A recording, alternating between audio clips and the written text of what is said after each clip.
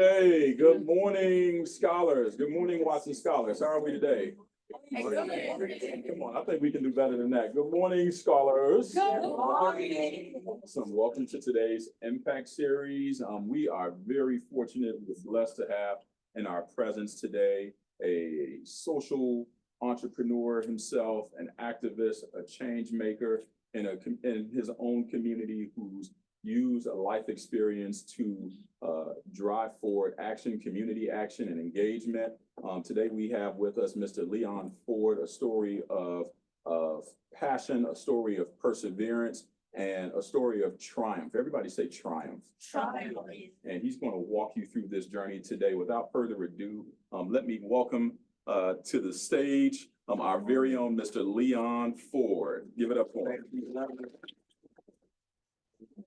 Thank you all for having me. I've been really excited to come down here to share my story with you all. Before I dive in, I want to do two things. I always begin with a pledge. And so it's like a call and response. I say a line and y'all repeat after me. So I would like to do that. And then we'll do a small icebreaker. And then I'll share my story. Is that cool with y'all? Yes. All right. So we must give up to go up. We must give up to grow up. Must give up to grow up. We must give up to grow up. We must give up on the way up. We must give up on the way up. Give up even more to stay up. And give up even more to stay up. I cannot teach I cannot teach what I do not know. what I do not know. I cannot lead I cannot lead where I will not go. where I will not go. I am I am because we are. because we are. We are We are because I am. because I am. I am my brother's keeper. I am my brother's keeper. I am my sister's keeper. I am my sister's keeper. I am destined for greatness I'm destined for greatness because I attract because I attract what I am. what I am. In the African language, we say Ashe, Ashe, Ashe, Ashe, Ashe. Ashe. Thank you. Give yourselves a round of applause.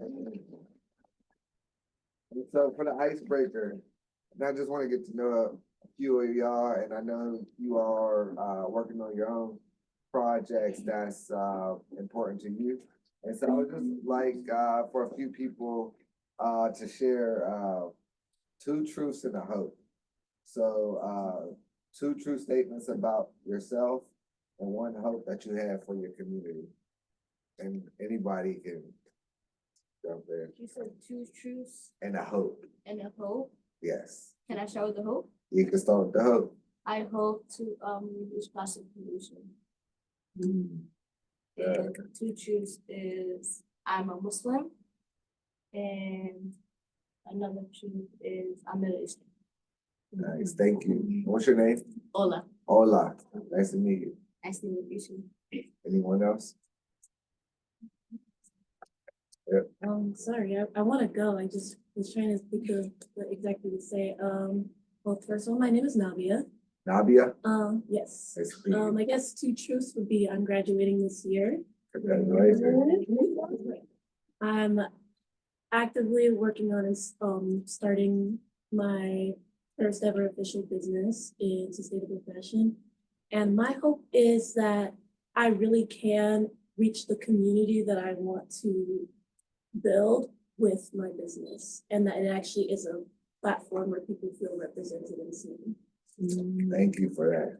Appreciate it. Yes, sir. Two truths. I love sports and I'm from Pittsburgh. Oh, word. Yeah. Where are you in Pittsburgh? Where you from? Where you from? Squirrel. Squirrel Hill. All right, What nice. about you? I grew up in Garfield. Yeah. Like, yeah, Garfield. So East many 30. Garfield. Yeah, like, yeah, It's a rivalry though. yeah. And my hope is that all students have an equal shot at a bright future. Nice. Thank you, man. Appreciate it. You go to Alder Nights? Yep. Oh, word. All right. Good morning, my name is Milani. Two truths about me are, okay, so I'm a sophomore, one. And second, I want to be a diplomat. And my hope is that we can reduce the gap for marginalized communities so that everybody gets the equal shot that they're desiring. All right, thank you. Let's do two more. Don't be Yeah. shy. Hi, I'm Ariana. Two truths about me is I'm from Puerto Rico and I want to become a psychologist. And then my hope is I want to be able to make the rehabilitation, in-person rehabilitation program better because I'm good. Thank you. So my two truths is I have a huge passion for coffee. For coffee? Coffee, yes. Oh, word. My second passion is actually supporting people's mental health. And so my hope for the future is I want to take my passions, put them together and create something. Nice. Thank you for sharing. Okay, so what I'm gonna do, this is the first time I ever used a PowerPoint while I was speaking. So I want to share my story, and then we'll go through the PowerPoint, and then I'll hit a couple different points in the PowerPoint. That's cool, with y'all? All right. So, that's a new Terrence. And this is my mentee Terrence. I've been mentoring him since he was in the eighth grade. Ninth grade. Graduated last year. Yeah. From Clark Atlanta University. A degree in accounting. Yeah. Yeah. So, I like to, as a mentor, I like to expose my mentees. I feel like it's the mentor's responsibility to expose and the mentee's responsibility to show up. And he always answers the call and shows up. And you just never know what opportunities you'll be exposed to or may get just from being in the room. And so we had a conversation yesterday about saying yes. And so I encourage you all to say yes as much as you can, especially when you have mentors provide you with different opportunities. With that, I'm from Pittsburgh, VA, like my man back here. What was your name again? Ian. Ian? Yeah. Nice to meet you, Ian. And I grew up, I had a very interesting life. I grew up in Garfield, East Liberty neighborhoods. And so I was a city kid, but I also lived in the suburbs with my father. So I would go back and forth from a house in the suburbs with an in-ground pool and like it was really peaceful. And then the other side of my life was in the projects, right? With, you know, gun violence and drugs and all of those things. And so, you know, growing up, I got to kind of see like the tale of two cities, which I believe really molded me and shaped my perspective and, you know, eventually gave me the confidence to go into different spaces whilst being myself. Unfortunately, you know, when I was 6 years old, my father went to prison. He was indicted for conspiracy to sell drugs. And he actually wasn't released until I was 19 years old. And so, you know, I had this life in the suburbs that was just kind of taken away from me when my father went to prison. And then, you know, I was raised by a single mother who kind of did the best she can. Throughout my life, I wrestled with who I wanted to be because my father was always a great father. He was a philanthropist in his own right. He funded a lot of the Little League sports programs and things like that and gave back to community. But it was confusing because my football coaches and mentors would say, don't sell drugs, you know, don't do this, don't do that. And they were still being funded by my father, who was a drug dealer in the 90s. So it just kind of gave me mixed messages. And with that, as I began to grow up, and I would think about who do I want to be? My father was incarcerated and he gave me a lot of wisdom and advice from in prison. But this idea of who he was kind of like his reputation preceded itself and his reputation was cooler than he actually was. So I wanted to be like his reputation and not like this guy who's giving me all this wisdom. And simultaneously, as I'm navigating neighborhood, I was faced with other trauma, I would say. When I was 11 years old, my best friend, his name was Stephen Tibbs. He was shot, innocent bystander in a drive-by, and he was killed. When I was 13 years old, my 10-year-old sister was hit by a truck and she was killed. And so it's interesting, if you look at my transcripts in school, I had high honor roll all the way up until the 8th grade when my sister passed away. And then I just kind of, my grades just took a dip. And so if you can imagine, you know, a 13-year-old kid losing his sister, lost a friend to gun violence, and then making that transition into high school, right? Then, you know, I never spoke to a therapist, didn't have any counseling. I went right back to school the day after my sister's funeral. And that was my life at the moment. School became a place of refuge for me to have fun and escape the grief that was at home. And again, my grades just, I didn't do well. I began hanging with the wrong crowd, had got involved in the juvenile justice system. I was on house arrest twice, and you know, I was really just trying to find myself. But I was always bright, always, you know, had a good spirit, a good heart, despite the adversity that I was facing. And you know, when you know, I was in the 10th, 11th grade, I had some amazing teachers who kind of reeled me back in, got back on track, graduated high school, and I was interested in getting my CDLs. I was also filming music videos. I was also boxing. I was also working at a auto body shop. My uncle owned an auto body shop, and I was painting cars and things like that. And so my life could have went in many, many different directions.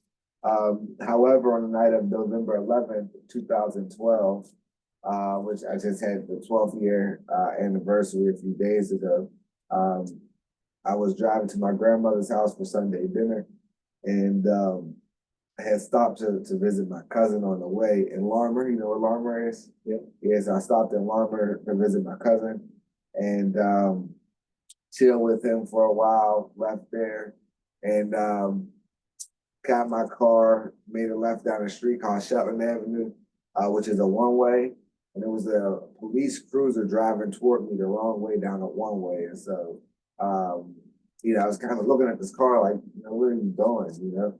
And I locked eyes with the police officer.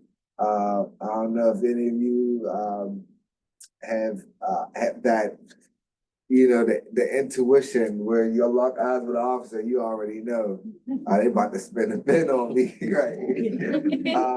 And so that's exactly what happened. We locked eyes, and I was like, okay, they're gonna pull me over. Put my seatbelt on, you know, continue to drive down the street, made a left on a street called Meadows, that was Larmer Avenue. And then I made a right onto Meadow Street. So as I was driving down Meadow Street and over the Meadow Street Bridge, I looked at my rear view, and it was the police cruiser. They were driving toward me. I now know that they were going about 90 miles per hour on a residential street without their sirens on or lights on. They were just trying to catch up to me. They got behind me. You know, I'm looking in my rear view mirror, just waiting for them to turn their lights on, and so be it, right? They turned their lights on. You know, I put my turn signal on, pulled to the side of the road, and got my driver's license, registration, and car insurance ready. Officer came to my window. I rolled the window down, kind of, you know, tried to give him my credentials, and he snatched it from me. Right, so I'm like, okay, this is going to be one of those days. I had been pulled over several times before, so you know, I was kind of used to it. The officer, Officer Costco, took my credentials back to his vehicle, ran my name. My insurance was valid. You know, I had a driver's license. Car was registered to me. Everything was legit. But instead of issuing me a ticket for whatever reason he pulled me over for, which he never told me, or just simply letting me go, he decided to say, huh, this guy must not be Leon Ford. He has to be somebody else. And he typed in L Ford in his MDT system.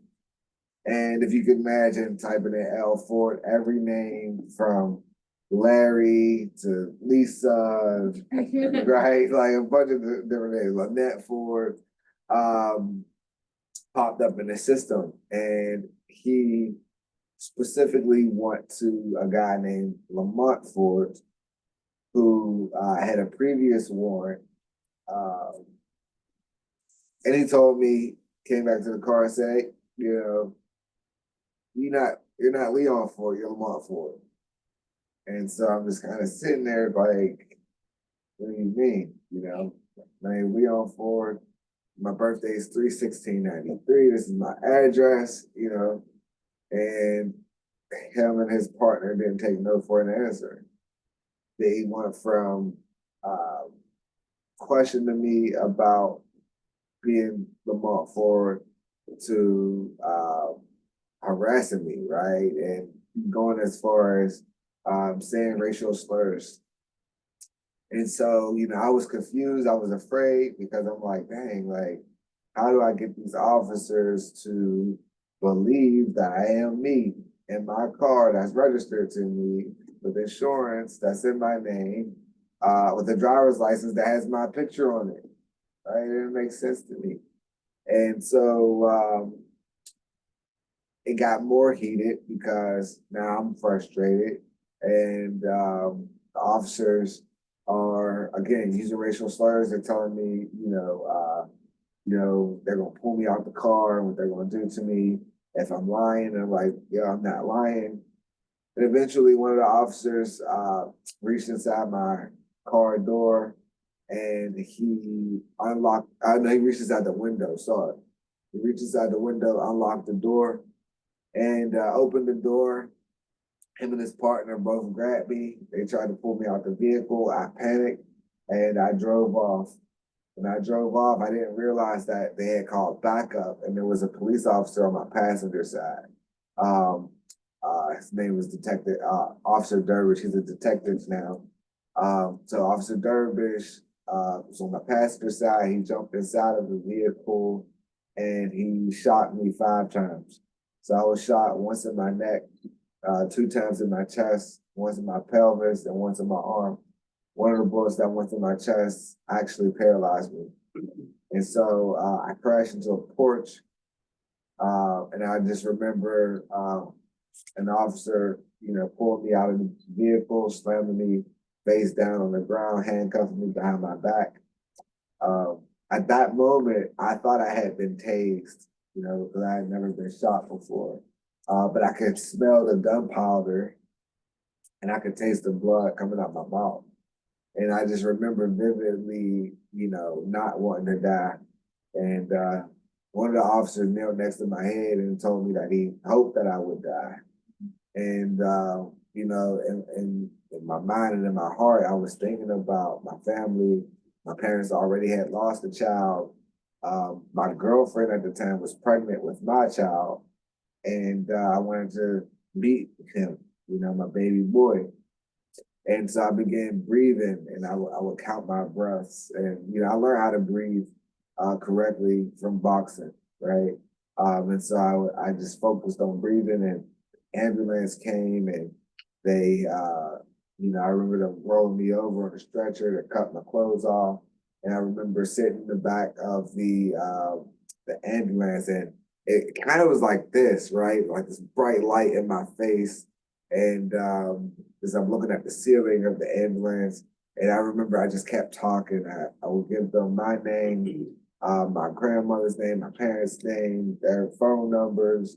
I just wanted to continue to talk so that I didn't pass out. And eventually I did pass out. And I just remember waking up in the hospital bed. As I looked around, I had tubes down my throat. There was a police officer sitting in my room. I was wondering where are my parents, you know? And I now know that because I was under arrest, right? So I was under arrest, so my parents weren't allowed to see me because I was a prisoner, right, of the state at that time. And it took my parents almost 2 weeks to get an attorney to help them visit me in the hospital. They didn't know my prognosis, they didn't know anything about my condition for that time. And so I would wake up every day being guarded by these Pittsburgh police officers. They treated me really bad. I remember vividly a moment when I was laying in the ICU. I would use my right hand to suction the saliva out of my mouth because I had the tubes in my throat. And there was a moment where I had dropped the suction and I began to cough on my saliva, and I'm like banging on the bed. And this police officer who's sitting in my room, he looked at me and he turned the TV up, right? And I remember my heart rate going up and I'm coughing, and the machines began to beat louder and louder, and my nurse ran in the room.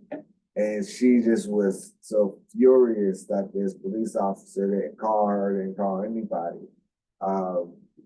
And so this is the type of hatred that I went through, you know. I remember vividly doctor coming into my room and he said, we have good news and we have bad news. The good news is you're going to survive. The bad news is you'll never walk again, right? So I found out I was paralyzed. I was actually arraigned from my hospital bed maybe 2 or 3 days after I found out I was paralyzed. So I found out that I was facing jail time.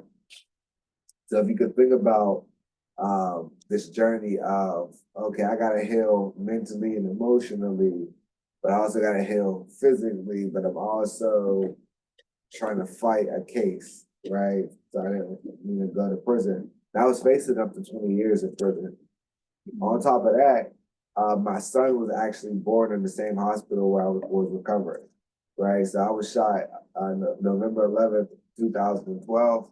My son was born January 1st, 2013, right? And he kind of gave me a new perspective of life because, you know, that month and a little over a month while I was, you know, recovering in the hospital, I didn't want to live. I would question God. Why would God allow me to survive if I wasn't going to be able to walk again? It didn't make sense to me. But then my son was born and, you know, I held him and I thought to myself, man, who's going to raise my son if something happens to me? And I also thought to myself, what type of example do I want to leave for my son? Because I had friends and some relatives who wanted to retaliate against the police, and in my heart, I wanted to as well. But I would think about my son and, you know, think about community, and it was like this dance between despair and hope. And in those beginning moments, it was small acts of kindness that kept my heart warm. I'll give you an example. As I laid in the hospital bed, and I remember, you know, first time I had access to my phone, first thing I did was Google my name. When I Googled my name, first article said Black teen shot by white police officer. And up until that moment, I had never made it a racial thing, right?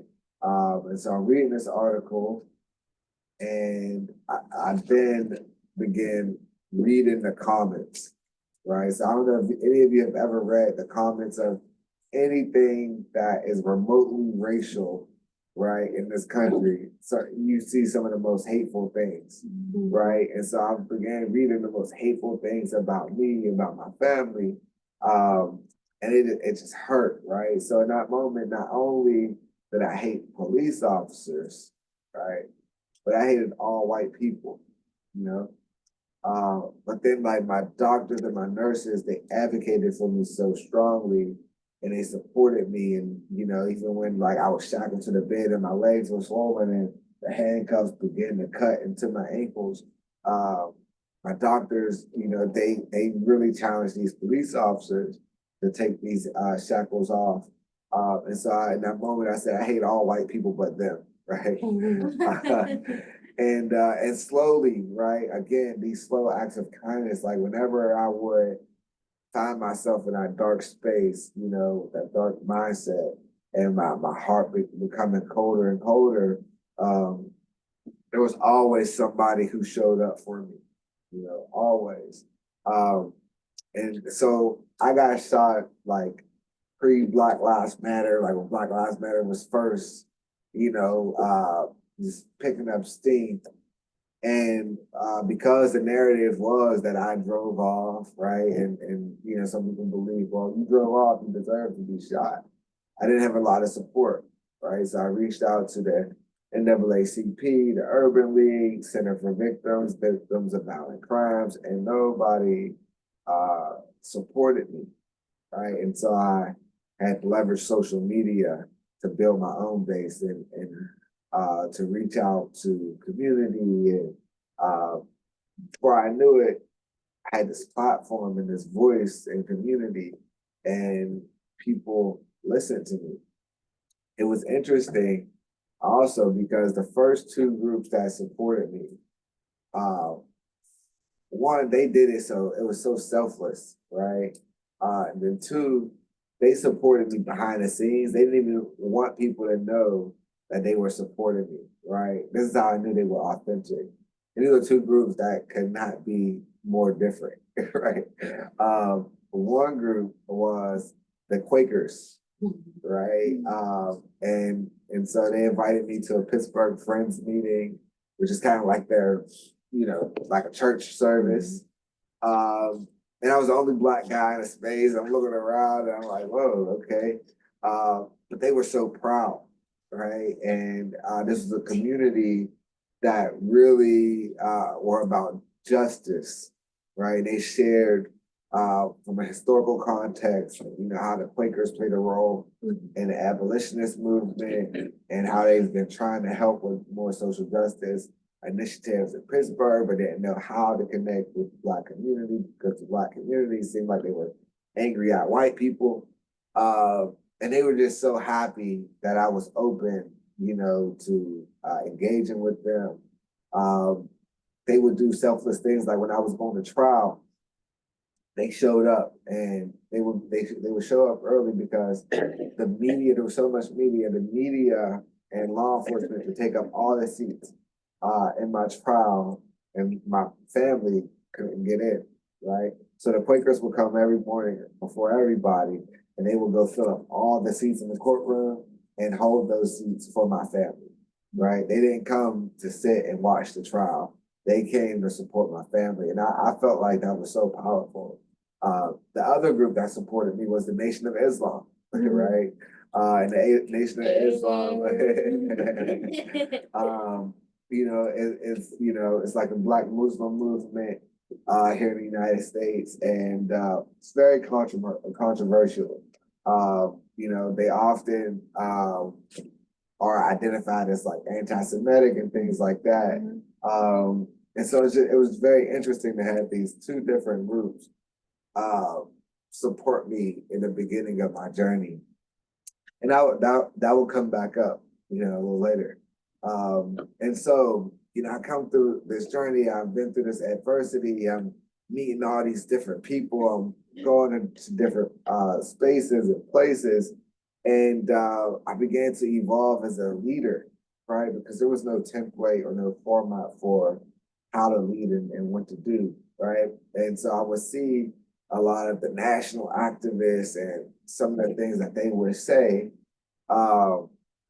again, especially about white people and things like that, right? And so I would think about, the Quakers, I would think about my friends in Squirrel Hill, right? I did a lot of work with the Holocaust Center in Squirrel Hill. And, I just didn't agree, right? And I'm like, man, this is, but, was I courageous enough to say I didn't agree and things like that? So I'm working through these challenges, Then fortunately, I was found not guilty of all charges, right? And then I sued the city. So now I had, thank you. So now, I was preparing for my civil trial. And by this time, I had built myself up in the community as like this positive person. I mean, if you Google any pictures of me going to trial, I was always smiling, right? And it was probably a nervous smile, but people people thought it was inspirational, right? But I built this platform and thing, and I was smiling, and I was positive, and I was mentoring and doing a lot of great things in community. And so I get to my civil trial, and we destroyed the city, destroyed them, right? And as we're waiting for the verdict, it took a few days. Actually, took over a week for the verdict. And I was confused because I'm like, man, like we crushed them. We caught them with so many lies. There was an officer named Rochelle Brackney who did the critical incident report. She investigated my shooting and had some recommendations for the officers to have disciplinary actions. And she identified all the general orders and policies that they violated and things like that. And then her entire report disappeared. Right. And so they filed a motion to eliminate, which meant because the actual report didn't exist, she couldn't talk about it in trial. It was very interesting. She's a good friend of mine to this day. But those are the type of things that transpired at trial. And so the verdict came back and it was a hung jury. And I was defeated. I felt like, man, I fought so hard, I came so far. I did everything the right way just for it to be a hung jury. And they knew these officers were wrong. They knew these officers lied. And one of the jurors basically refused to see that any officers could do anything wrong. So I found myself depressed, and I remember talking to one of my mentors, right? So mentorship played a real big part in my life. And this guy, at this time, he became a mentor, but I met him because he spoke at a conference, right? And this guy, he was a Black venture capitalist, and he was investing in all these startup companies and made a ton of money. And I was like, wow, I need to connect with this guy. This is like super inspirational. And so I found him on Facebook, I added him, and he accepted my friend request. And I DM'd him, I'm like, yo, it was great meeting you at this conference. Even though we didn't meet. Sorry. little white lie, right? So we actually didn't meet, but I saw him speak, and I was like, it was great meeting you at this conference. I would love to stay connected. And he was like, great, let's jump on a call. I was like, bet, So we jumped on a call and talking, and he goes, well, when you ever talk to somebody, they don't know you, or you see somebody, they may not remember you, but they're trying to figure it out, right? Yes. So he's just trying to figure it out, like, yo, and then I saw the opportunity to share my story with him. And he was blown away that this happened to me. And then he had this venture capitalist who's in the Silicon Valley, and now he wants to connect with me, right? And he became a really good mentor. And so after, my trial, a civil trial, I was depressed, and he had me come to California. And he was like, just come, and just breathe. So I flew to California, and I stayed at a house that he owns called the Record House. And the Record House is a house where his different friends come, and their business partners, when they come to the Bay Area, they stay here and do some networking, raise money, and do a lot of cool things. And so I was staying at the Record House, and he ended up inviting a group of friends, about 25 people, to the Record House.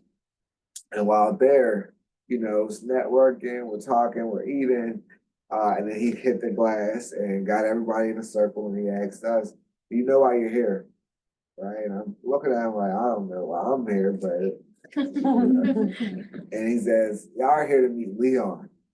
So I'm like, whoa, and he begins to tell my story. And he begins to cry while he's telling my story. But I didn't know these were all venture capitalists and angel investors. who he had relationships with, who thought that he was crazy because he kept posting things about Black Lives Matter on social media, and they were like, "Dude, you're kind of freaking us out," you know. And if you can imagine, these people had about an hour and a half, 2 hours of spending time with me, with talking, and they see I'm a positive person with ideas and things, and then he tells them that I was shot by a police officer. Something that they thought wasn't really real, right? This doesn't happen to people, right? In their world, that's how they saw it. So he challenged their perspective in such an innovative way. And then all these people wanted to help me, right? And so it was in that meeting that my mentor, his name is Stephen DeBerry, he encouraged me to settle my case, right? He's like, "Man, you've been through a lot. I know you've been fighting, but you deserve to live your life." And he asked me what the city was offering me. I told him, said, "Take it, we'll help you invest and things like that." And I texted my attorney in that moment, and we settled my case maybe 3 weeks later. And Stephen kept to his word. You know, I worked with him. I've invested in several startup companies, several social impact companies. We live in a capitalistic society. I don't think you have to choose between being a good person or making money, right? I think that there are innovative ways to help a lot of people and make a lot of good living for yourself. And I learned that through working again with Stephen DeBerry and investing in some health tech companies and other things. An example of the type of people that was in that space, there was a guy named Brad Gershner, and I was talking to Brad, and you know, Brad was going through some personal things in his life, and I was giving him advice. And Stephen came up to me and said, "Yeah, Brad just purchased United Airlines." And I was like, "Hold on, I was on Priceline to get a flight down here." and Brad says, "No, I didn't purchase it, I acquired it." You know, and I was like, "Okay," so, you know. And so my journey, you know, took me a lot of different places. I lived in Europe for a year. You know, I had the opportunity to meet some amazing people in Europe. I have a bunch of friends there. I've invested in companies in Europe. One of my friends, Eloa, she's French. She's built a company that's building the world's first 6-passenger hydrogen airplane. I invested in that company as well. But I believe my attitude, my heart for healing and reconciliation, my will to forgive has taken me on this amazing journey. If any of you like literature, it's like the hero's journey, right? You start off in one area, you meet these gurus and mentors, and you solve some problems, right? And it's interesting because almost every point in my life where I've experienced adversity has been like a college course, right? Equipping me with the tools, with the knowledge base, with the level of understanding to become an expert in some way, right? From a grief perspective, right? You know, all the different adversity that I faced helped me become more thoughtful and compassionate, more empathetic and understanding how we are complicated individuals, right? To me, my dad is my hero. To some people, my dad's a monster, right? Humans are complicated like that. And so having those experiences shape my perspective. And so when people see me making certain decisions, like, you know, I met with the officer who shot me, right? And one of the reasons why I met with him because I took a course at Duquesne University called Police and Society, and I learned a lot about police. And then I took a psychology course, and I learned a lot about fear, right? And when people are afraid, they experience fight, flight, freeze, and fawn. And I thought about the night I was shot, and I was afraid, so I drove off. And this officer was afraid, or at least he said he was afraid, and he jumped inside the vehicle and shot me. And that's the fight piece. So I thought to myself, what is the solution to fear? is safety, right? When people feel safe, they're not afraid.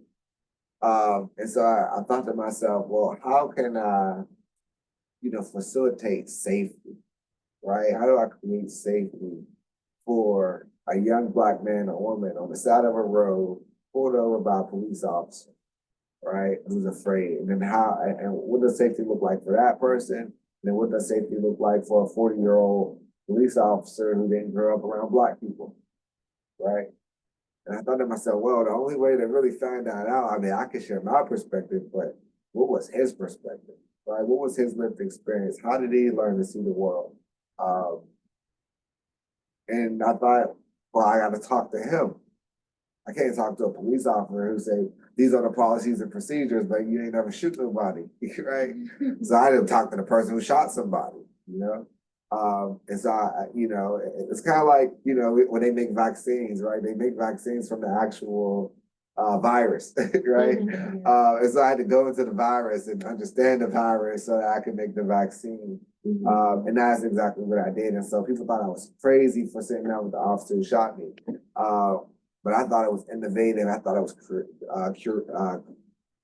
courageous, and it was my curiosity that led me there, And so out of that meeting came several ideas, And then also, people thought I was crazy for launching a foundation, right? Well, not for launching a foundation, but for convincing the chief of police to become my co-founder.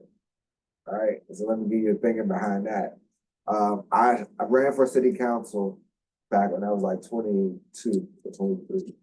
And when I ran for city council, I thought, man, I got about 80,000 Instagram followers. I'm gonna raise a ton of money, right?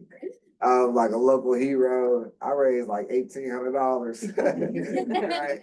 And probably spent like 20,000 of my own money. And it was interesting because, there's people in the street like, yeah, I voted for you, like in my mind, I never even made it to the ballot because I dropped out of the race, right? And so I just realized, people's hearts can be in the right place, but they don't always show up, right? I mean, we probably saw that with this last election, what I'm saying? But so I thought to myself, man, if I do the Leon Ford Foundation, I'm gonna raise $15,000 maybe, and I'll be giving out $250 stipends, right? Which I'm like, yo, this, not going to be a huge impact. And so I decided, man, it would be a really, really powerful story for the chief of police and myself to collaborate, right? It's never been done before, right? Someone who was shot by the police partner with the chief of police through a foundation whose mission is to increase public safety by bridging the gap between police and community, right? That was, innovative, And I also knew that although, we didn't like the way we were treated by police officers in certain communities, police did police really well in other communities like Squirrel Hill, right? Like there's people in Pittsburgh who love their officers, right? We seen their response to the Tree of Life shooting, right? So I knew in my heart that policing could be done the right way.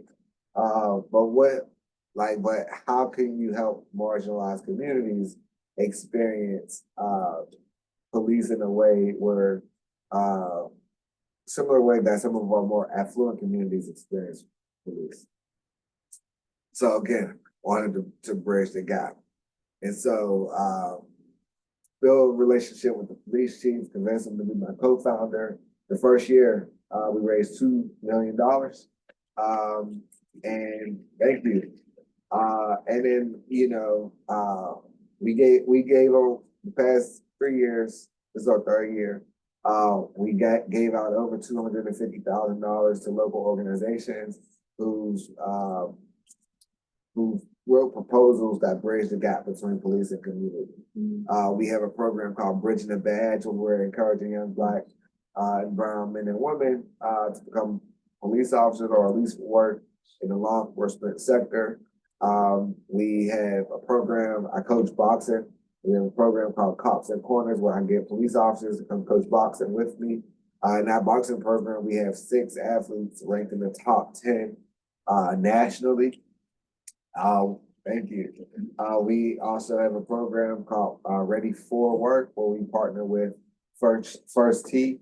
It's a golf program where we get police officers to learn how to golf with some students. And those students also learn how to caddy. And then we place them at one of the most prestigious country clubs, really in the country, Oakmont Country Club, Oakmont.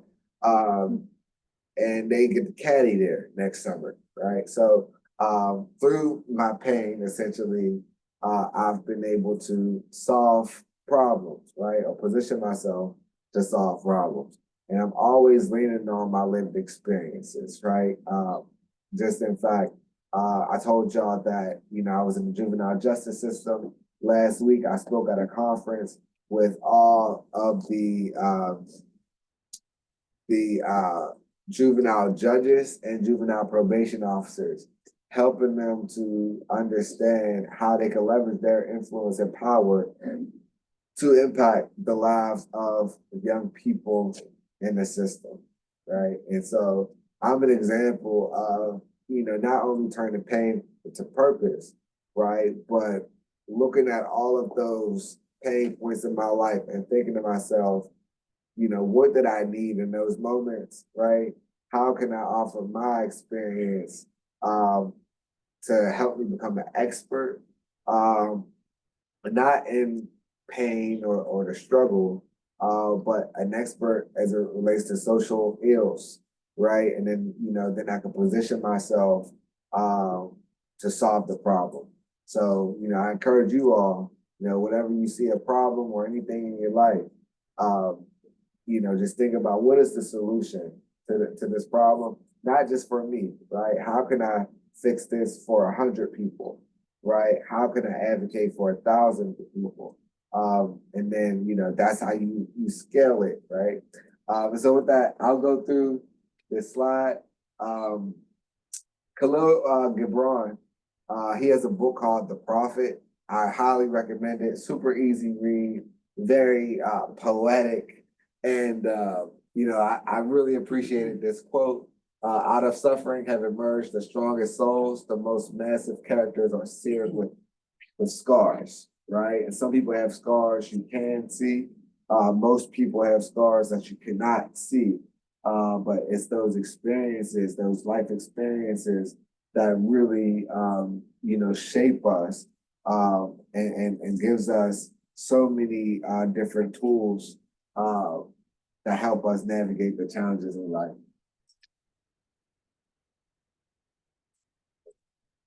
There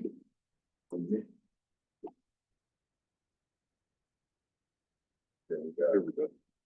All right, my story is a testament to the power of resilience and leadership in the face of adversity. After surviving a life-changing incident, I chose healing over hatred. I mean, I could have been down and just, let the hatred overtake me. But instead, my grandfather told me, he said, man, he said a few things, but one of the best quotes I got from my grandfather, I was so depressed. And my grandfather told me, man, your life is crap right now. And, the good thing about where you're at in life is that it's impossible to fall off the floor, right? The only way to go is up. And he said, you could take this, adversity and this pain, and it can make you full of hate, and you can become a dysfunctional human being, or you can allow it to connect you to your purpose. And that's what I did, right? Now my experience fuels my mission to inspire others and build bridges between law enforcement and the community. And then I want to share some leadership principles that guide my work. And so I shared about the incident, but the impact, it wasn't just about my physical recovery. It was about confronting deeper emotional and societal barriers, right? So I had 2 choices: let this incident define me or use it to redefine what's possible. I shared about the turning point. But forgiveness is a tool, a powerful tool for personal and communal healing. And healing begins when we embrace our pain and transform it into the purpose.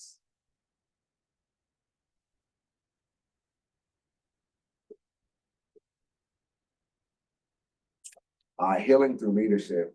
So my leadership extends beyond personal growth.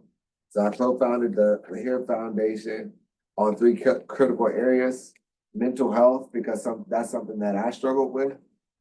So again, I leveraged my lived experience to help me empower other people. My first time going to therapy changed my life. I actually went to therapy while I was in the race for city council. And then I was kind of having a mental breakdown because I realized that I didn't want to be a politician, but then so many people were supporting me and I thought I was letting them down. So I would drive through the neighborhood and see all these signs of my name in the yards. And I was like, dang, how do I tell these people that I don't want to run for city council? Workforce development, I always thought about, the connection between mental health and workforce, right? You can have a good job or you can have good skills, but if your mind isn't right, how can you really show up? And unfortunately, so many people in our communities have faced so much adversity that they're dealing with PTSD and different personality disorders that's directly connected to trauma. And so I saw that connection. And then, in the community that I grew up with, I saw the direct connection between mental health, workforce development, and gun violence, right? When someone has, a healthy mind and a good job, they are less likely to commit a violent act, right? And so I thought to partner with law enforcement and community leaders, I was able to kind of create actionable solutions. And that's why my foundation is called the HERE Foundation, because I have my personal experience, but I don't have all the answers, right? And so I thought, let's go talk to other experts in the community, right, who have these lived experience, and they can help us find solutions, right? So we have mental health support for trauma victims. We have training programs, like I said, the bridging the badge programs, and then we have several gun violence prevention campaigns. So here's the key leadership principles, and we'll go through these one by one. I wanted to make it interactive, right? But principle one, embracing vulnerability and resilience, right? So leadership begins with acknowledging our struggles, our pain, and resilience transforms our challenges into strengths. So I know so many people who are afraid of their vulnerabilities. They're like, the world's going to use it against me, right? I used to think like that. I remember being afraid to tell people that my father was incarcerated, right? But I learned so much from that experience. One, that was my first encounter with law enforcement was when they kicked in the door and they were cutting up couches and, they shackled my mom and set her on the floor and threatened to take her to prison. And that experience was so traumatizing, right? I recently did a training with the FBI, right? Where I spoke to them about how to treat families of, of suspects that they're investigating. And so again, leveraging, those experiences to inform my work. Also, Pittsburgh Public Schools added my memoir to their curriculum, and I had the opportunity to do some writing workshops with students who have fathers who are incarcerated. I'm also part of a program called Inside Out, where I go into the prison with a really good friend and professor named Dr. Norman Conti from Duquesne University. And we teach a course with inmates and police officers, but I help those inmates who do have children and loved ones on the outside connect with their loved ones in a very positive way. So with that, I want to do, a quick exercise on leadership one, on principle one. And y'all have pens and something to write with? So we're gonna take about 10 minutes, and I want you to explain how vulnerability is a strength in leadership.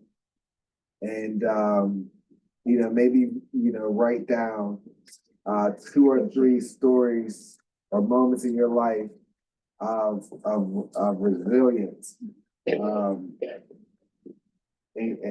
throughout your journey. And I'll share some of mine as well. So how vulnerability is a strength in leadership. We'll take about 10 minutes. We are ready to reconvene. Scholars, again, I hope you all are having a great time. And again, can we show our appreciation to Mr. Ford with a round of applause? Awesome, and now we're gonna continue on with our workshop and activity. Take it All away. right. So. Yeah, so we got about 20 minutes, so we're gonna get through the next 2 slides really quickly.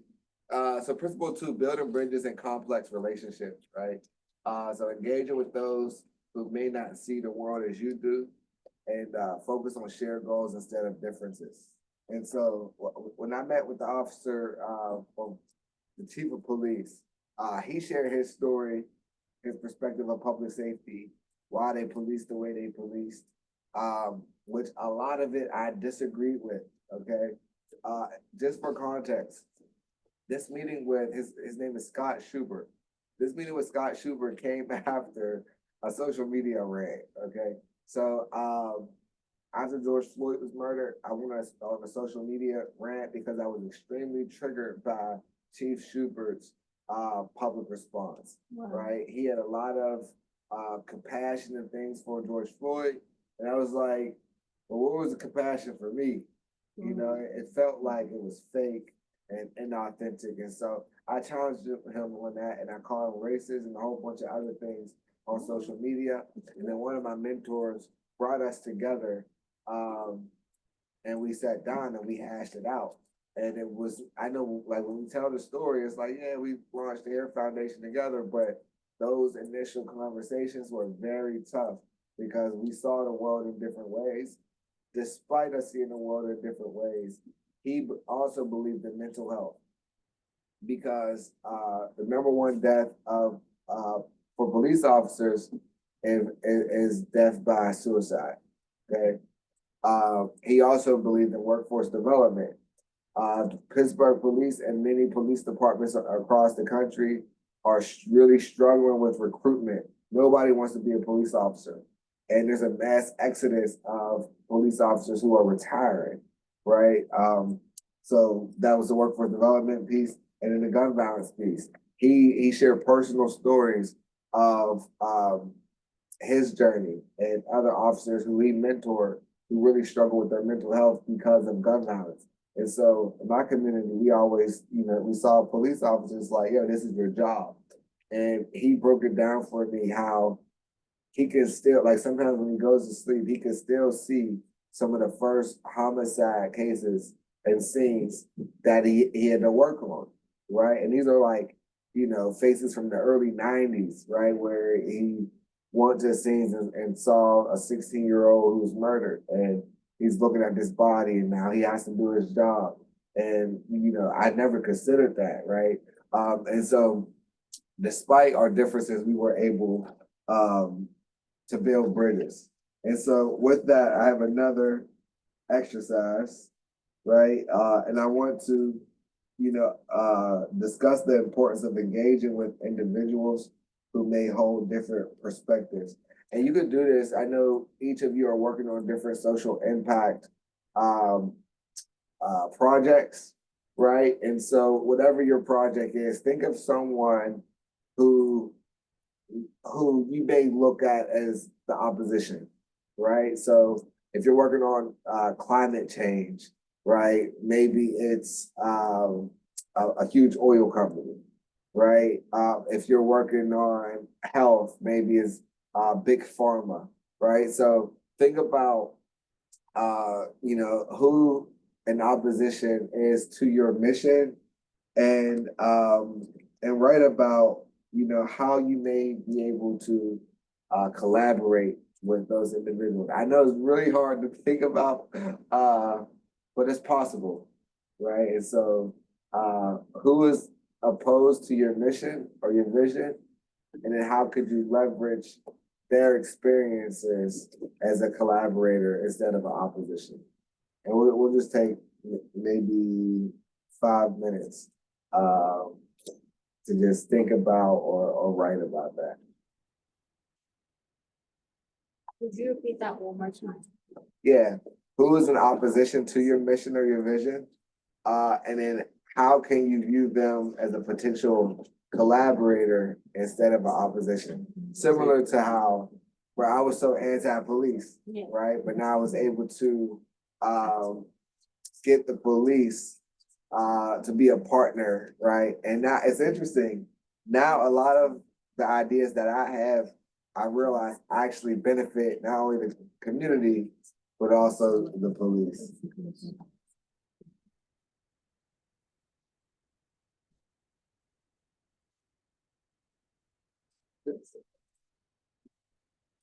And actually we'll go to principle 3 because I think it ties in, and then we'll come back to this idea of connecting the two. Is that okay with y'all? Yes. All right. So, because I think principle 3 helps with that question.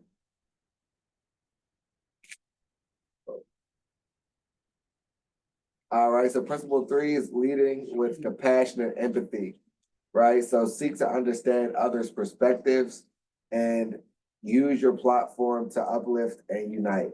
Let me give you an example of this. When I took the police and society class at Duquesne University, there was a student who had a different perspective, and she challenged everything that I said, right? She did not think police could do bad things. She didn't think police harm people. She questioned why I pulled off, all these things. And quite frankly, I hated this girl. Right? However, my curiosity led me to say, look, let me understand her story, right? Let me be empathetic and compassionate. And also curious. That's another word. Curiosity is so important. And so I was curious to understand, like, how did you grow up and how did you learn to see the world the way you see it? Because we are all culturally conditioned based on our environment to see the world a particular way. And so I inquired about her lived experience, and I learned something very interesting, right? Her high school sent out letters to the parents to get them to opt out of learning about Black history, right? And so there was a lot of context missing in her perspective that I was able to educate her on. And when I found out that she opted out, her parents let her opt out of that, right? And she had and she would always say, my boyfriend's Black. I'm not racist. And I'm like, yo, like, you know what I mean? But, I understood that her perspective was different than mine, right? So I had to seek to understand her perspective. And then I brought her in. I began to educate her. And some people would say, well, it's not my responsibility to educate this person. I completely disagree. I had a fellowship at the Aspen Institute. And these were different leaders, and it was just like, extremely liberal leaders, super conservative Republican leaders, transgender, like so many different types of people with many different types of perspectives in this fellowship. And one particular activist, really powerful activist, she would challenge this man who, is really wealthy, right? She would challenge his white privilege. And she's like, you're at the country club with your rich white friends and you don't deserve. And I was like, yo, I felt her, right? But I'm like, yo, if you really believe in his privilege, right? And he's at the table with us right now, right? What is the incentive to send him back with his white wealthy friends that all think like him, right? So the worst thing we can do is push him back over there, right? With all his privilege and all his power. No, I want to keep him at this table. I want to understand him and I want to educate him without attacking him. Because he did feel attacked the way she was coming at him. She was coming at him, wow, right? Like she was with it, like, you know what I'm saying? But I think there's a way to uplift and unite even when you disagree with somebody, right? Sometimes I hear people say things that I disagree with, and you know, inside, right? Inside, I'm like, yo, this is cringy, right? Mhm. But through my leadership, right, I'm able to sit there and ask follow-up questions to get to the root of how they learn to think the way they think. And then I challenge them without them even feeling like I'm challenging them because they answer their own questions, right? So I kind of ask questions. I learned this from my therapist, right? Just ask questions and help them tell their own stories. And then, you know, we become friends and then I can leverage my influence to influence them to do the right thing, right? All right. So, let's see. So we got about 10 minutes. So with the compassion and empathy, right? With the bridge building, right? I again want us to think about it and to want someone, you know, a few people maybe to share, right? How do you turn you know, somebody who's like an adversary or opposition into a collaborator, right? Specifically to what you are working on with your projects.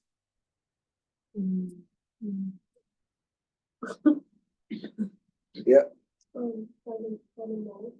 I can't hear you. Find a common goal Find a common goal. that you can like collab, like work together on.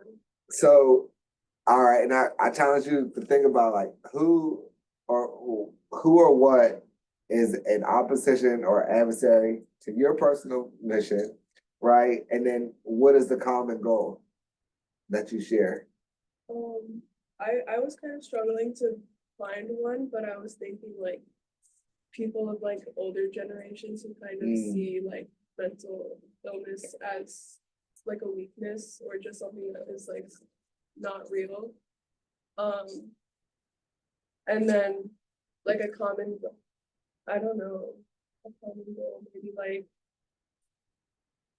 I don't know. I'll give you some advice, right? Everybody that we know has been through something, especially our elders, right? So you go back to seek to understand others' perspective, right? So if I'm sitting down with an elder and they're like, you know, I don't agree with, you know, the young generation is so soft and we had to be tough and hard, and, right? And so I would inquire about, well, what did you have to, you know, tough your way through? Well, when this happened or when I lost this person, and okay, and so how did you respond to that, right? And then you're helping them understand, right, how they learn to take care of themselves, right? And then you could dig into like, yo, did you use any alcohol, right? Did you use any drugs? Did you isolate yourself? How did you feel when you were isolated, right? And then you can share how, from your perspective, right, the trajectory of their lives could have been different if they had the resources that they needed in those moments, right? Because a lot of our elders are, for example, like I have some loved ones who I see how they operate. I'm like, wow, like they're great people, but they're stuck in survival mode. And they're stuck in survival mode because they never had the tools to work through that adversity. They just suppress. And they say, well, this is just the way I am, right? And so there's ways to seek to understand their perspective, leverage their perspective to educate them, give them tools that helps them become better people, right? And then using your platform to uplift and unite. So I maybe do two people. Yeah. I was gonna say just respecting each other and also just setting boundaries with like the people around you and in the business world too. Absolutely. So who would you identify, what project are you working on? and who's an adversary or a op? Well, my project is more for profit and, I'm actually just helping businesses, brand themselves better on social media, even brands that don't, or businesses that don't know the social media world, just helping them promote themselves better through, my content creation and my ideas and making videos and reels. And then, what is the other question? And like, so with your business, let's say, how would you have, what, so let me back up. Mhm. What type of businesses are you looking to support with your services? So right now I'm doing as many, like I'm just trying to put myself out there. But down the line, I want to do nonprofits because I think that's like something that a lot of nonprofits don't know how to market themselves well. They know how to speak, but how can they go on social media and like present themselves better? And then also just like wellness brands, like different wellness brands that people use, like working out and like that type of stuff. And so, how do you feel about police? For police, how I feel about Yeah, that. You know what, like, I haven't put myself in a situation, like, I don't drive, I Uber. And Yeah. when I do come, when I see police, I do get like that type of feeling. But like, it's, you never know. That's what I always, my mindset is like, I don't know if this person's this or that. And I always come up with being respectful, being polite and, yeah, and yeah. so, and I ask this because, an adversary, right, or an op could be, and which could be an opportunity.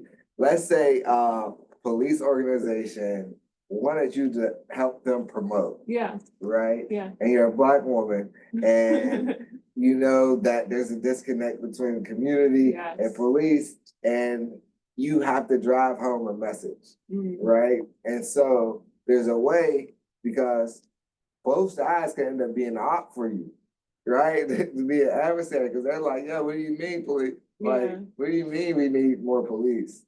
And they're trying to recruit more police, right? Yeah. And so a key to that would be going to the community, understanding what are your issues or Yes. quarrels with police, Yeah. right? What language is triggering, Mm, right? Because you don't want to say, yeah, we're going to spend all this money on policing, and they're like, they fund the police, right? right. But they care about safety, Mm, right? And so there's certain language that is like the common ground, and you build respect to the common ground by talking about safety instead of specifically talking about policing, right. right? And so there's innovate, like, and what I'm trying to get to is like, common ground is important. Yes. Understanding, right, who your potential adversaries and ops are going to be, right? Because just because you're solving a problem, everybody's not going to agree with you, right? Like, even if you're like, there's some people who are against like solar energy, right? And like, there's so many different things. There's people who are against electric cars, right? But when you understand the way they think, you can find innovative approaches to bring them into being a part of the conversation. Yeah. So even those people who you may think oppose you are now champions for you and for your cause, Right. right? Yes. Let's do one more person.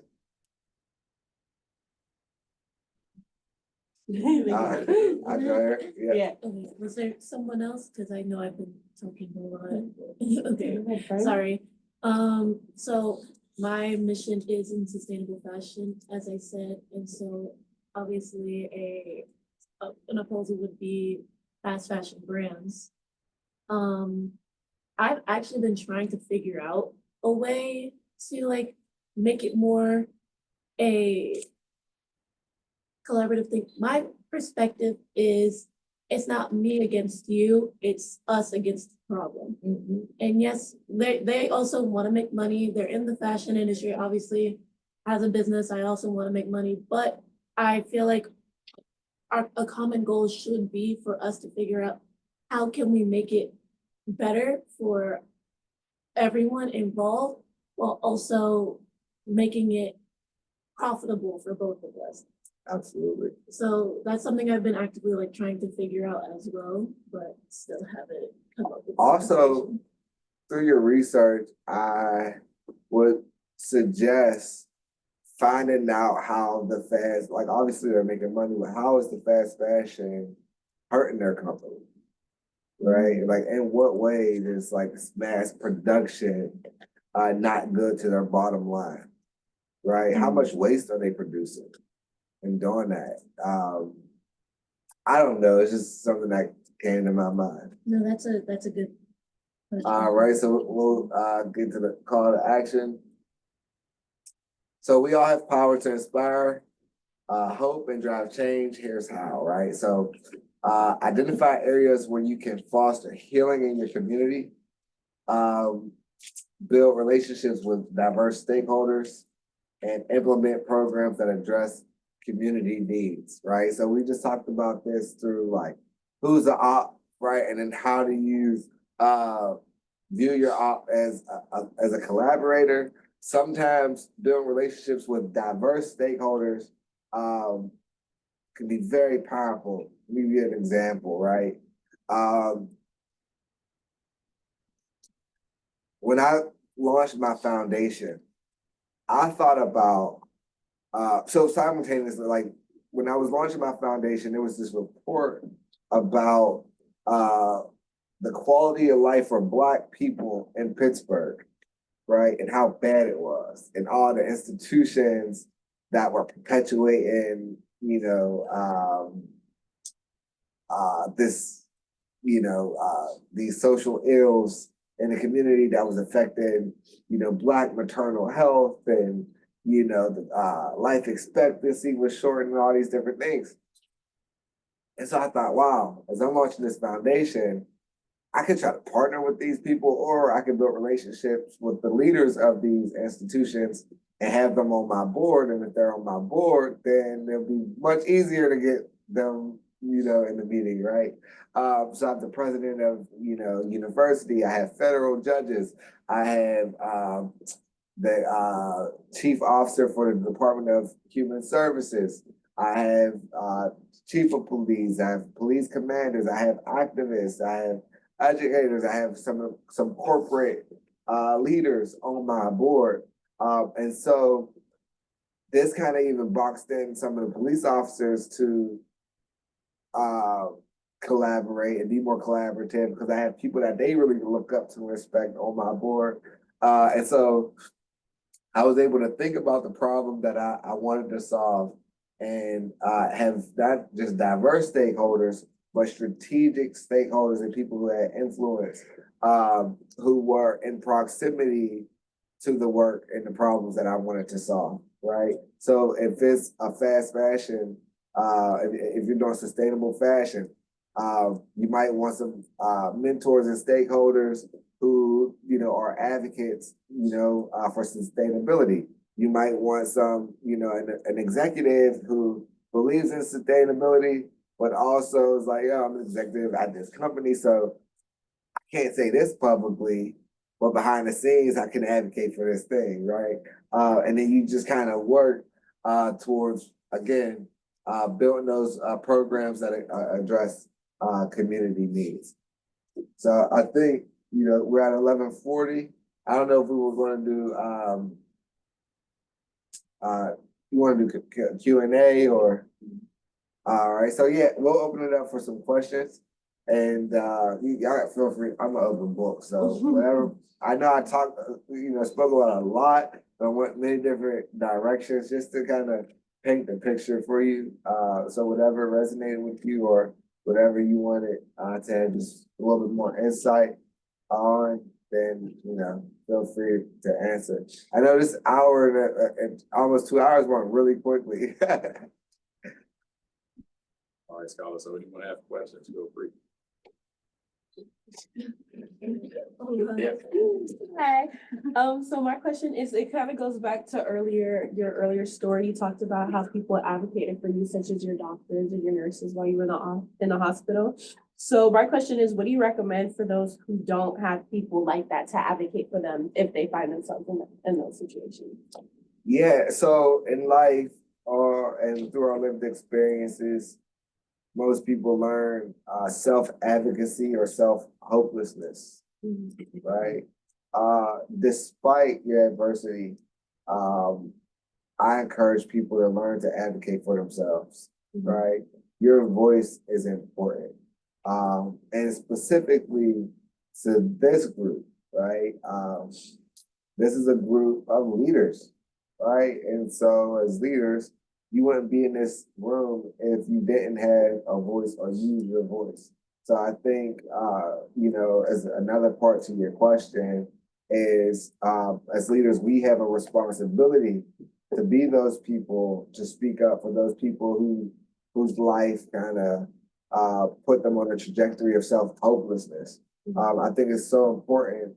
You never know what somebody needs or how your voice can change somebody's quality of life through inspiration, motivation, or through advocacy, right? And so if you see something wrong, you have a responsibility to speak up. And so I think that one, I'm a huge advocate for people speaking up for themselves. But I also understand that there's a lot of people who don't have the courage to speak up for themselves because of life experiences. And so for us who do have the courage, we have to speak up for those people who haven't built up the courage to speak up for themselves yet. Thank you. You're welcome. I had two questions, but I forgot the second one. So I have one question now. If you could redo this whole entire thing, would you do it again? So I have to answer that from two perspectives. One is like my higher self, right? And like you're super zened out, right? And spiritually connected. And it's like, no, I wouldn't do anything differently because I'm changing so many lives. And if I didn't have this adversity, maybe I wouldn't be changing these lives. And then there's the human side of me that's like, bruh, I'd rather be like a regular 30-year-old, you feel me, playing the game and just caring about myself. Thank you for your question. Any more? Don't be shy. There we go. I have a question. It might be a little hard to answer, but you talked about earlier, when you first started speaking, finding yourself. At what moment do you feel like you found yourself? Or maybe you're still.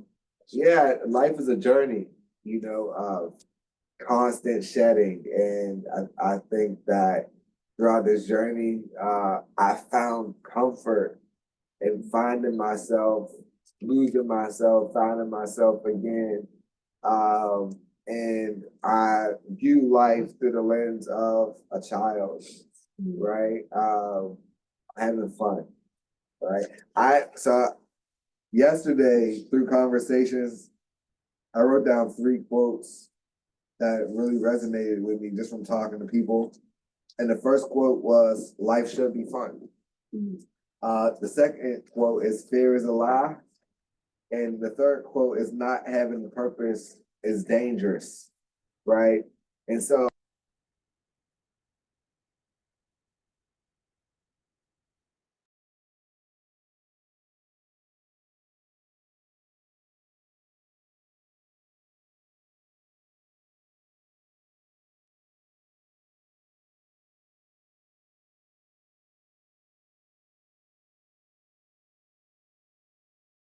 you're fully present, and then like you get caught in the house and you go in the house and you're on to another adventure and then you're playing the game and then you're caught to another adventure. Like I feel like that's how we should be as adults, right? And we don't have to solve these really tough problems through the lens of these are really tough problems and it's going to be hard and people are bad in the world. Like, no, I don't look at the problems like that. I'm like, yo, this is an adventure. These are a lot of interesting personalities. Who can I collaborate with? Who can I work with?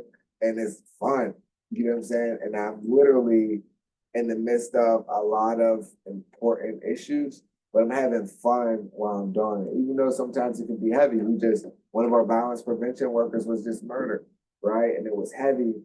But I'm always like trying to have fun and bring joy into the work. And I think I saw it in the elevator. It said, You know, if you love what you do, you know, it's not work or, you know, something like Yeah. that. But, yeah, it's just like have fun with life and, you know, it just works out, man. Thank you. Yeah, thank you. I go here and I go back. Hi, I thought that the pledge that we did at the beginning was really beautiful, and I was just wondering what the origin of it was, because it's something that you wrote, something you read in a book. Yeah, so I co-wrote it with one of my mentors, brother Malcolm Thomas. And yeah, it's just something that we put together for a mentoring program, and it's just been very impactful. I carry it with me everywhere I go. How old were you when you wrote it? Maybe 21, 22. Awesome. Yes, yes, thank you.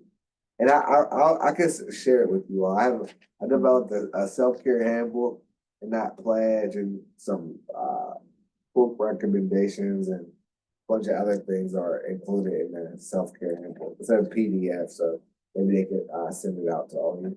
Yeah, that'd be awesome. Thank you. Yeah. With the girl you were talking about earlier that was completely opposed to, were you ever able to change her mind that you know of? Oh yeah, she's the homie. She's like, she like volunteered, you know, for my organization, and I started a group called the Voices Project, and she began helping with the Voices Project. Super good person, right? And again, it's like those experiences like that made me realize that it's easy to watch TV and be like, man, this person is racist. Right?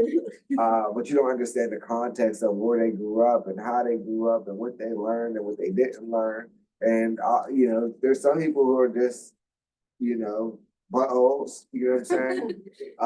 But then some people are just not informed and they can be, you know, Ivy League educated, you know what I'm saying? But if they went to this boarding school or this Catholic school and they're here, and their trajectory was very, you know, narrow, and they weren't exposed to other cultures and diversity and things like that, it's easy for them to see through the lens of a bubble. You know what I mean? And I think that, you know, it's easy to attack them and call them names, but what happens when we bring them in, we know how to work around their egos, right? And we understand their egos because of their privilege. And then we educate them in a very innovative way, which then could change the way that they lead institutions or push out messages. I mean, I think it's amazing when we can have that level of empathy, curiosity, and patience to transform. Like, I mean, it's cool educating people who think just like me or who are aligned with me. But what happens when I educate someone who's think completely different than me, whose ideas and perspective can harm communities that look like my community, right? And I can leverage my influence to influence them. That's power, you know. And I think when we understand power, you know, we can become much more innovative and strategic with how we identify our partners, right? And then how we work to build those stakeholders who can advocate for us as well. Can I add on to this question? Because I asked that because what I really wanted to talk about was the fact that they are there's a consideration of getting full immunity for the police. Yep. And I'm not gonna lie, I'm terrified. And I wanna not be, because obviously those are the people that are supposed to be here to protect us, but as you know, and as we all know, that's not always the case. What do you think we can do to make sure, even if that does get passed, that we can trust the people that are put in place to supposed to be here to serve us? Right. So oftentimes, thank you for your question.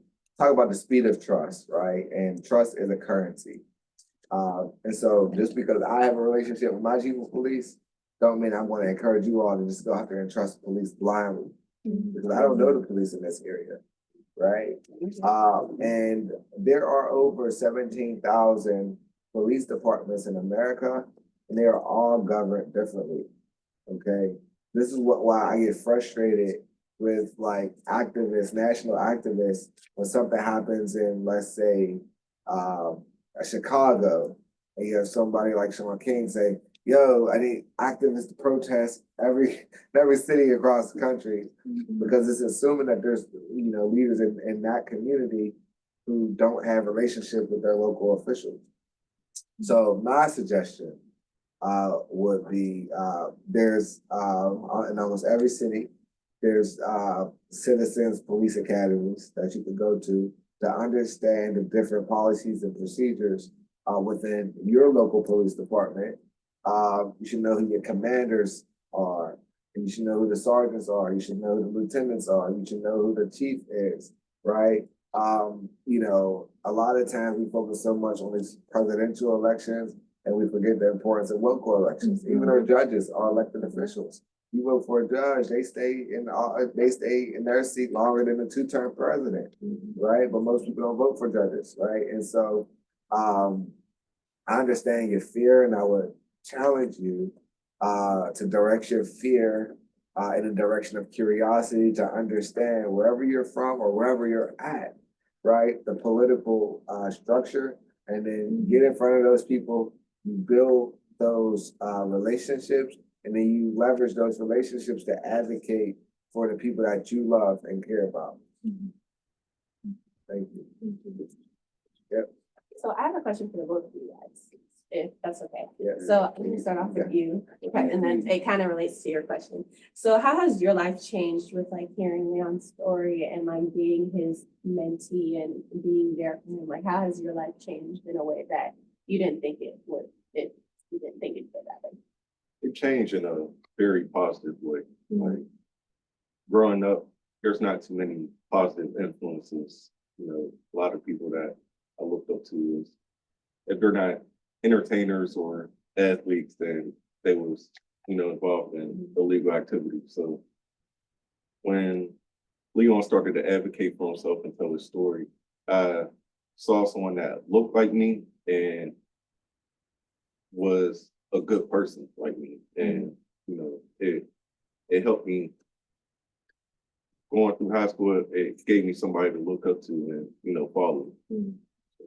Yeah, awesome. And then going into my question for you, Leon, what was your family's role in like your journey and like your mentee's role as you were going through these darkest paths in your life? Did you ever think like, oh, I gotta do it for him, because if it's not me, then who's gonna do it? Like, how has your mom been? Yeah, so my family, I have a very tight family, very close knit, and throughout my journey, they just loved on me, right? And I think there's a direct correlation between love and courage, right? Like my family, I wasn't raised by like activists, and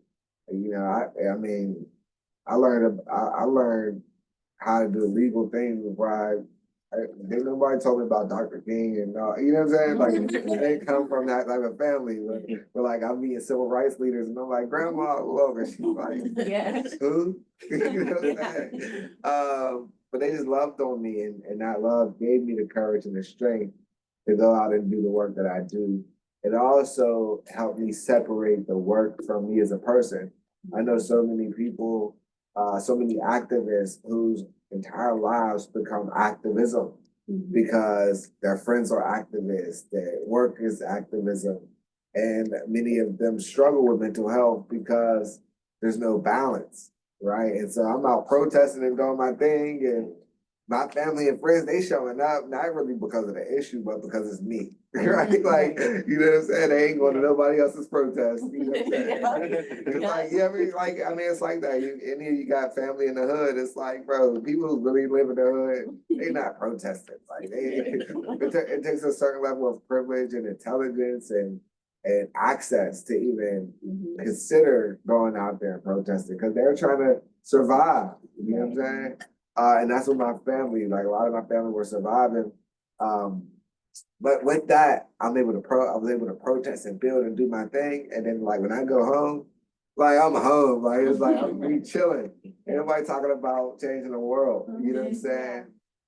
Which for me helped a lot with that balance, you know what I'm saying? And so I have my world changer people, and I'm intentional about spending time with them and building and exchanging ideas, but then when I'm at the crib and on Thanksgiving, ain't nobody talking about like, you know, politics and stuff. You know, and I appreciated that. And I know you had a question here. Yeah. What have you enjoyed most from your journey and what are you most grateful for? I'm most grateful for, you know, having a second chance at life. Right. And thank you. And this, like sharing, right? There's a lot of people who are like, man, God did this for a reason. You know what I'm saying? And like your life is purposeful and you're touching so many lives. And I do have faith, right? However, you know, I have to think about the many choices that I made. Okay. And so sometimes putting everything on God takes away from like the fact that I could have been a bad person, right? Like I had to make conscious decisions to choose God every step of the way, right? And we all have moments in our lives where we can choose God, right? Or we can choose despair and hopelessness, right? And all the things that's going to keep us trapped in cycles of dysfunction. So I'm really, really grateful that I decided to choose God every step of the way, and choosing God and choosing to make the right decisions, even when it was tough, right? Led me to influence, you know, so many people around the world, and also give people within my community a different type of leader to look up to. Thank you. Appreciate it. Jalil. So we were talking and I realized that I've been to his country before, which was cool because I've never known anybody from there or known anybody who have ever been there, besides like going there to go meet Sir Richard Branson. So Yeah, I was really excited that because whenever I tell people about it, they never even heard of it. They know about the U.S. Virgin Islands, so I'm glad that we could connect on you being there. But I would step closer, but that is so bright. I don't know how y'all deal with that, but I just wanted to say like your story and how you turn pain into purpose, and you really showed that like these circumstances that these cards that we're dealt with in life, we can either choose despair or we could choose God and build a purpose out of it. So I just really want to thank you for your time and coming here and imparting your wisdom on us. And I was really touched by the part of the story where you said this man who I'm really sorry about that night that you had to go through that. This man that almost took you away from your family, took you away from your unborn son, you were able to, humanize him and get in a room with him. I don't know if you fully forgiven him, but it shows that you were able to humanize him and what you talked about, seeing different perspectives. In that situation, even though it's easy for you to say like, oh man, he's just looking at me like another black criminal trying to impose his will on me, but realistically, he was just brought up in a way where he he was taught that like we're the enemy, we're trying to harm him, especially in his line of work. So to be able to humanize him and see his perspective, and hopefully I from the way you seem like you don't have any hate in your heart to forgive him, it was a big message to me to be able to see other people's perspectives, people who done me wrong in my life, and be able to humanize them and forgive them. At Washington, we're big on protecting our courage. So you talked about courage a lot in your message. I think it was very courageous to forgive those people that wronged you. And I just want to do you the honor of caping you today. Thank you for protecting our courage today.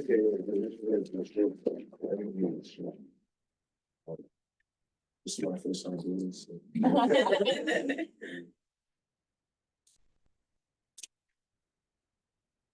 All right.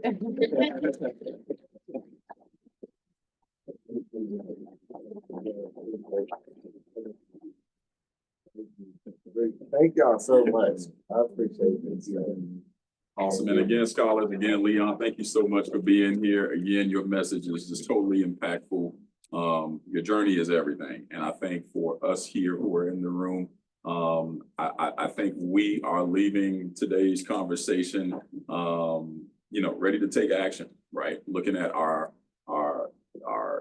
issues or our challenges or any type of problem that we encounter in our journey, be it as activists or social impact professionals or entrepreneurs, taking it head on and doing our best to overcome it and leave a lasting impact on those around us. So again, thank you so much. We are honored. Again, can you give it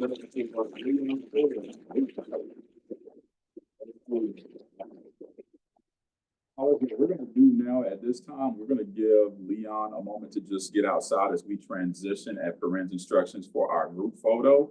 But let us go ahead, get Leon, Terrence outside. That way we can get set up and then you all follow us and then we'll take our group picture. Those of you who signed up for community tables, once we're done with the group photo, please make sure you see me immediately. Thank you all so much. Great job, guys.